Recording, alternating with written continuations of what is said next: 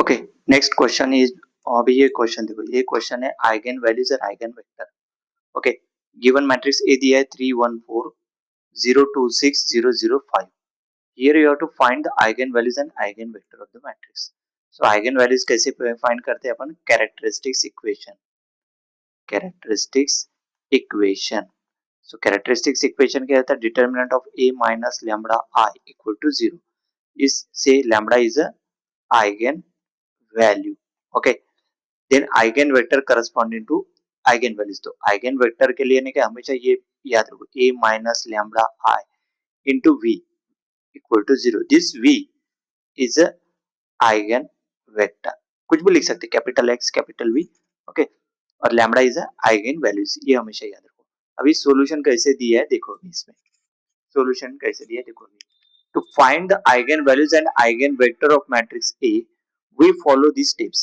First, देखो, find the eigenvalues by solving the characteristics equation determinant of A minus lambda equal to 0. Then find the eigenvector for each eigenvalues by solving the system A minus lambda V equal to 0. अभी step number 1, find the eigen values. तो eigen values के लिए देखो, matrix A ये लिख दिया 3 1 4 0 2 6 0 0 5। अभी इसके आइगन वैल्यूज फाइंड करेंगे। तो आइगन वैल्यूज के लिए देखो, deter we need to compute determinant of A minus lambda equal to A minus lambda. तो डायगोनली देखो, minus lambda minus lambda minus lambda, बाकी एलिमेंट वैसे के वैसे रहेंगे। सही, क्योंकि ए माइनस लैम्बडा है।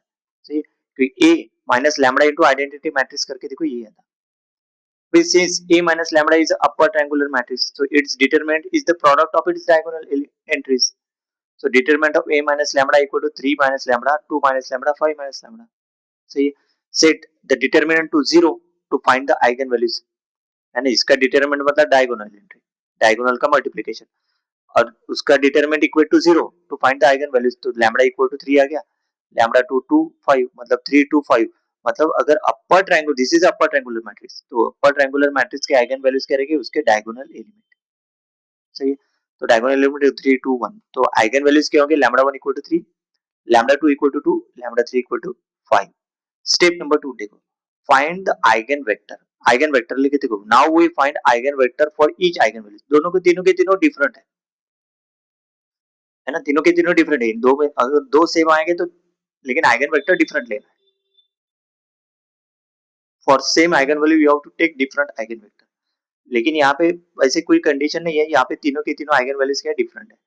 So easily we can calculate 3 distinct eigenvector. Okay, so देखो, now we find the eigenvector for each eigenvalues. So जिससे lambda 1 equal to 3, तो आइगन वेक्टर फाइंड करने के लिए सेकंड कंडीशन अपन ने लिखे, देखो, to find eigen vector for each eigenvalue by solving the system a minus lambda v equal to 0। देखो ये लिखा है यहाँ पे, टू फाइंड आइगन वेक्टर। देखो a माइनस 3 आए, लैम्बडा मतलब यहाँ पे 3 लिया, 3 आए, v इक्वल टू 0। मतलब देखो, लैम्बडा इक्वल टू 3 कौन से इक्वेशन में पुट करेंगे? जो a माइनस लैम्बडा है ना, इस इक्वेशन में लैम्बडा इक्वल टू क्या पुट करो?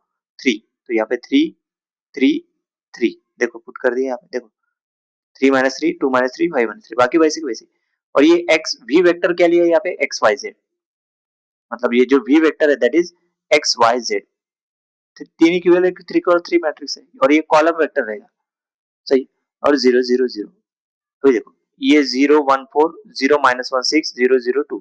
अभी इसमें से तीन इक्वेशन निकलेंगे। देखो ये 0 है, पहला कॉलम 0 है, मतलब एक्स नहीं रहेगा। y प्लस 4z आएगा, पहला y plus 4z equal to 0। दूसरा यहाँ पे 0 है, मतलब x नहीं रहेगा दूसरी इक्वेशन में भी। माइनस 1 इंटू वाई मतलब माइनस वाई। 6z, क्योंकि थर्ड कॉलम है ना, वो z के साथ आएगा 0। Then 2z equal to 0। अभी यही से क्लियर हो गया, 2z इक्वल टू 0 मतलब z की वैल्यू होगी from equation 3 z equal to 0। अभी z इक्वल टू 0 इसमें पुट कर दो, तो y इक्वल टू क्या गया? 0।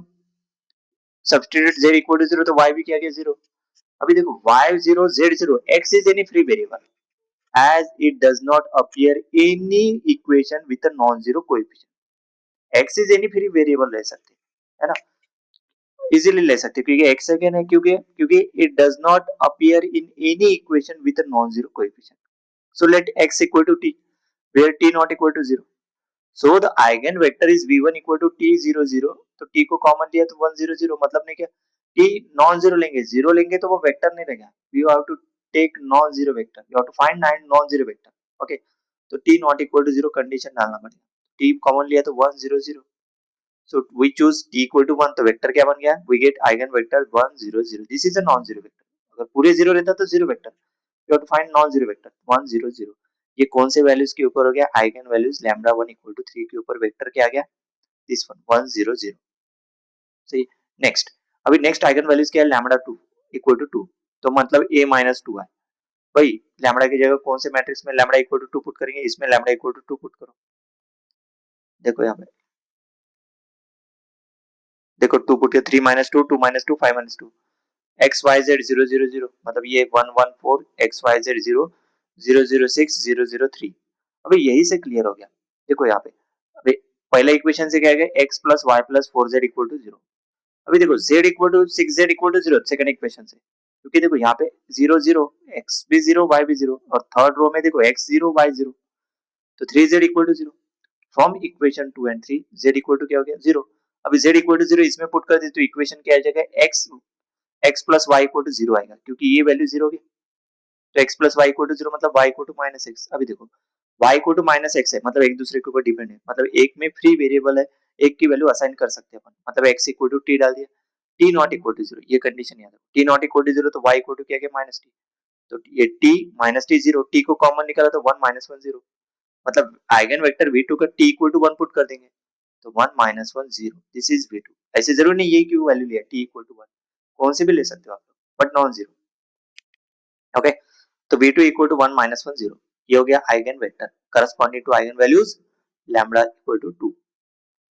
सही. देन लैम्डा इक्वल टू 5 के ऊपर आइगन वैल्यू के ऊपर आइगन वेक्टर फाइंड करेंगे. तो यहाँ पे क्या आएगा, a we need to solve a minus 5i v equal to 0.